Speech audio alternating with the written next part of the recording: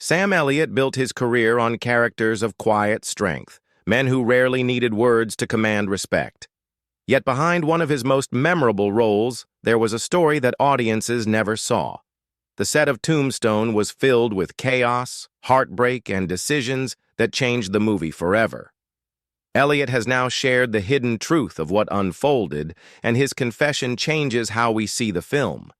What he revealed was not about action or gunfights, but about loss, compromise, and the weight of carrying on when a vision begins to collapse. The fragile beginning.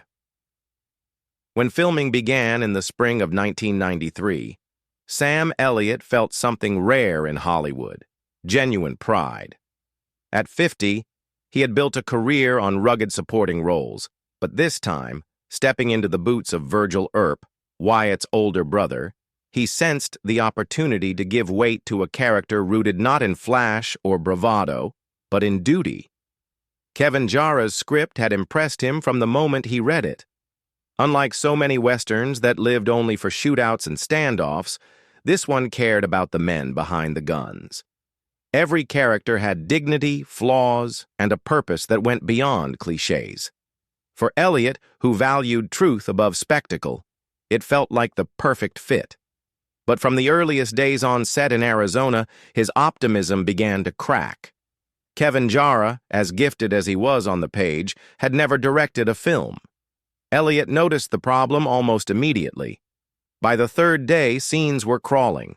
Jara favored long, sweeping master shots that looked like something from the golden age of John Ford, but drained the energy out of a script that demanded intimacy and fire.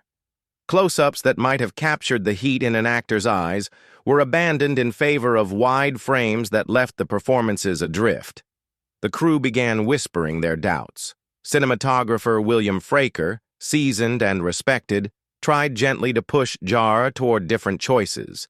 But Jara resisted, clinging stubbornly to his vision. Elliot didn't speak out loudly, he rarely did, but he felt the unease settle in his bones. He wasn't worried for his own role. He was worried for the survival of the film, for the fragile story he had believed in. By the end of the first month, the production was behind schedule. The budget was groaning, and the Christmas release date Disney had already announced loomed like a guillotine. The studio lost patience. Jara, who had dreamed this story into life, was quietly dismissed. For the cast, it was like watching the ship's captain thrown overboard mid-voyage.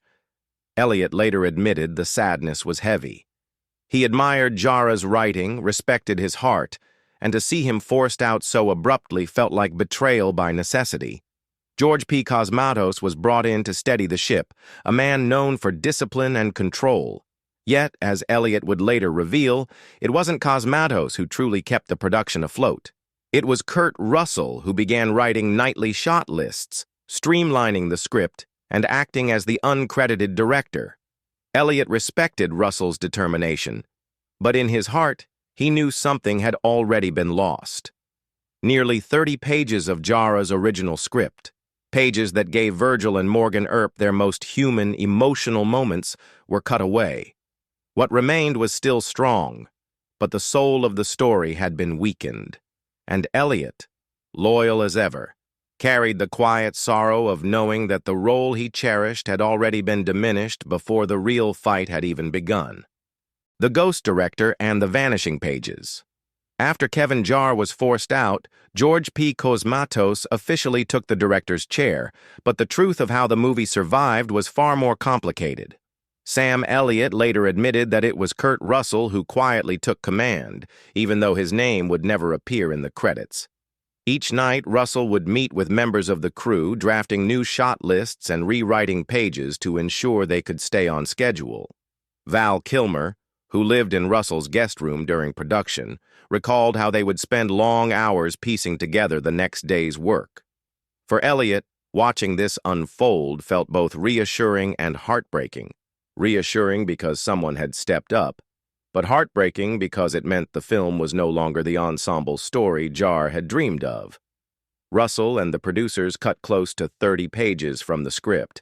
These weren't throwaway lines, but scenes that gave depth to the Earp brothers as a family.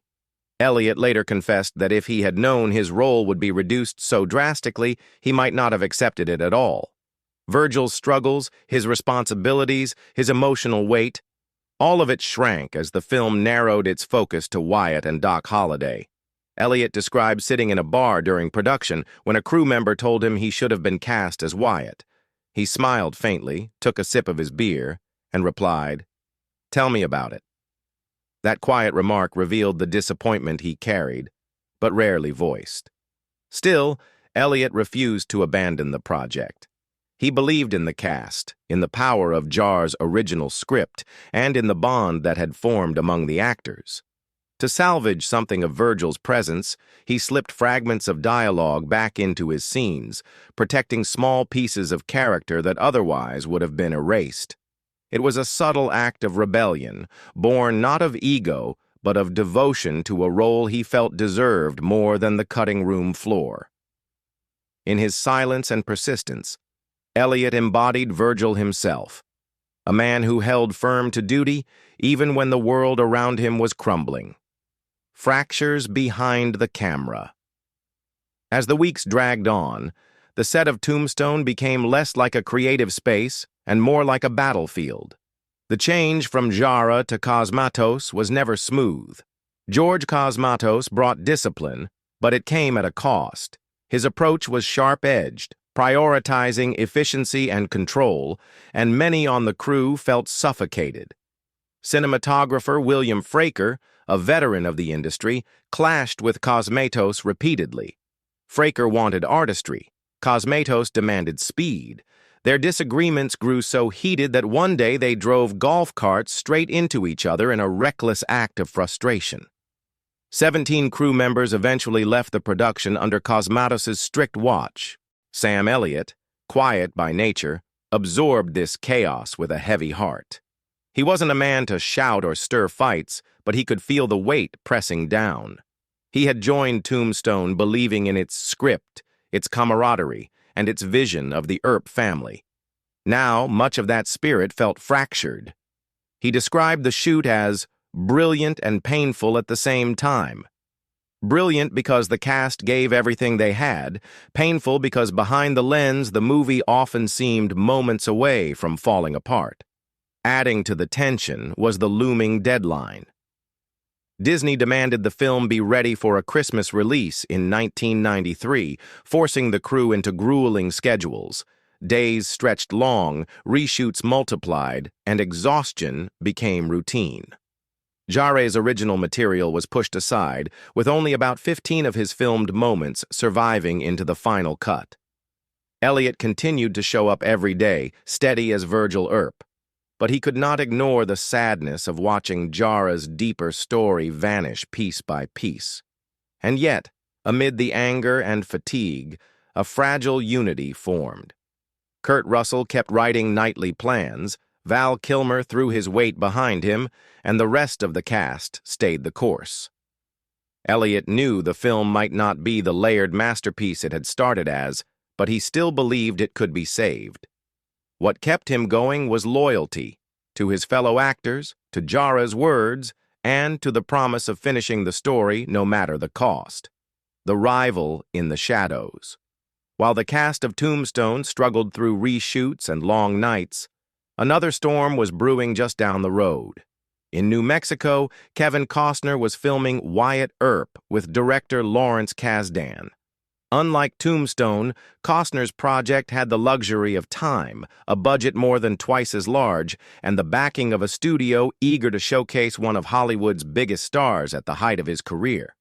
For Kurt Russell, already weighed down by the chaos on his own set, this rival production became a source of anxiety. He wondered if audiences would even care about their smaller, scrappier film when a grand 3-hour epic loomed on the horizon.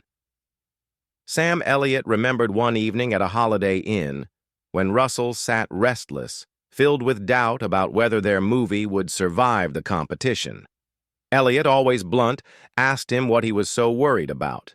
Russell tried to explain the bigger picture, the money, the studio power, the star wattage of Costner. but Elliot cut him off with words that carried the same rugged certainty he brought to Virgil Earp. They haven't got this fee-ing script, and they haven't got this f-ing cast for Elliot. That was the truth that mattered.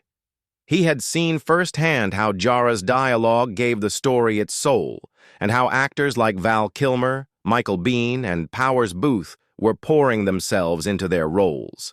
He knew that no matter how polished Costner's version looked, it could never replicate the raw energy and chemistry on the Tombstone set.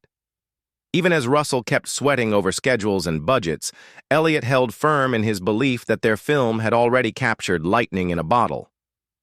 History would prove him right.